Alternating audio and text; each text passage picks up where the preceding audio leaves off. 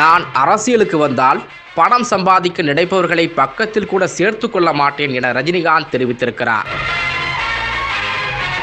12 வருடங்களுக்கு பிறகு தன்னுடைய ரசிகர்களை ராகவேந்திரா திருமண மண்டபத்தில் சந்தித்தார்.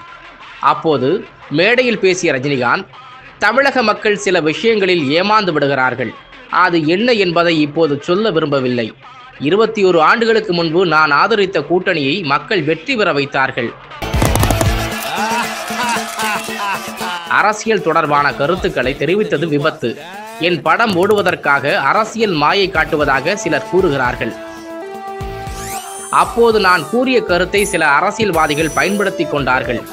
எனது நிலைப்பாட்டை தெளிவுபடுத்துவதற்காக எனது ஆதரவு இருப்பதாக கூறிக்கொண்டு வரும் யாரையும் நம்ப வேண்டாம் என்று என் ரசிகர்களுக்கு ஒவ்வொரு முறையும் கூற வேண்டியுள்ளது. சிவாஜி விட்டுட்டு போன எல்லா பணிகளையும் எந்த குறையும் இல்லாமல் நிறைவேற்ற வேண்டியது என்னுடைய பொறுப்பு. தமிழ்நாட்டில் எந்த மூலையில என்ன குறை இருந்தாலும் எனக்கு தெரியப்படுத்துங்க, நான் பார்த்து. அதை வைத்து சிலர் பணமும் பார்த்தார்கள். இதனால் சிலர் எனக்கு கடிதமும் எழுதினார்கள். MP MLAவாக ஆசைப்படுவதில் எந்த தவறும் இல்லை. அதை வைத்து பணம் சம்பாதிக்க நினைப்பவர்களை என்ன சொல்வது? என் வாழ்க்கை அந்த ஆண்டவன் கையில் தான் உள்ளது. நாளை நான் என்ன செய்ய வேண்டும் என்பதை அவர்தான் தீர்மானிக்க வேண்டும்.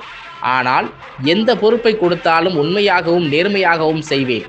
ஒருவேளை நான் அரசியலுக்கு வரவேண்டிய சூழ்நிலை வந்தால் பணம் சம்பாதிக்க நினைப்பவர்களை என் பக்கத்தில் கூட சேர்த்து கொள்ள மாட்டேன் என்று கூறியிருக்கிறார். முன்பு பல்வேறு காலகட்டங்களில் பல்வேறு மேடைகளில் வெளிப்படையாகவே தாம் எப்போதும் அரசியலுக்கு வரப்போவதில்லை என்று அறிவித்து வந்த ரஜினிகாந்த் முதல் முறையாக ஒருவேளை அரசியலுக்கு வந்தால் என்ற வார்த்தையை பயன்படுத்தியிருக்கிறார். அதே போல பணம் சம்பாதிக்க நினைப்பவர்களை தன் பக்கத்தில் கூட சேர்த்து கொள்ள மாட்டேன் என அறிவித்திருந்ததன் மூலமாக தன் மனைவி மற்றும் குடும்பத்தின் தலையீடு தன் அரசியல் பயணத்தில் இருக்காது என்று மறைமுகமாக தெரிவிப்பதை போல் உள்ளதாக ரஜினி மன்ற முன்னாள் பொறுப்பாளர்கள் தெரிவிக்கிறார்கள். ஆரம்ப காலகட்டத்தில் ரஜினியின் பெயருக்கு களங்கம் ஏற்படுத்தும் வகையில் நிறைய குற்றச்சாட்டுகள் அவருடைய மனைவி மற்றும் மகள்கள் மீது சுமத்தப்பட்டது. அதையெல்லாம் மனதில் வைத்துதான் ரஜினி அமைதி காத்து வந்தார் என சொல்லப்படுகிறது. அதனால் தற்போது தன் குடும்ப உறுப்பினர்கள் யாரும் தன் அரசியல் விஷயங்களில் தலையிடக்கூடாது என்று தெரிவித்திருக்கிறார். அதற்கு குடும்ப உறுப்பினர்கள் சம்மதித்த பிறகு இந்த முடிவை ரஜினிகாந்த் எடுத்ததாக சொல்லப்படுகிறது.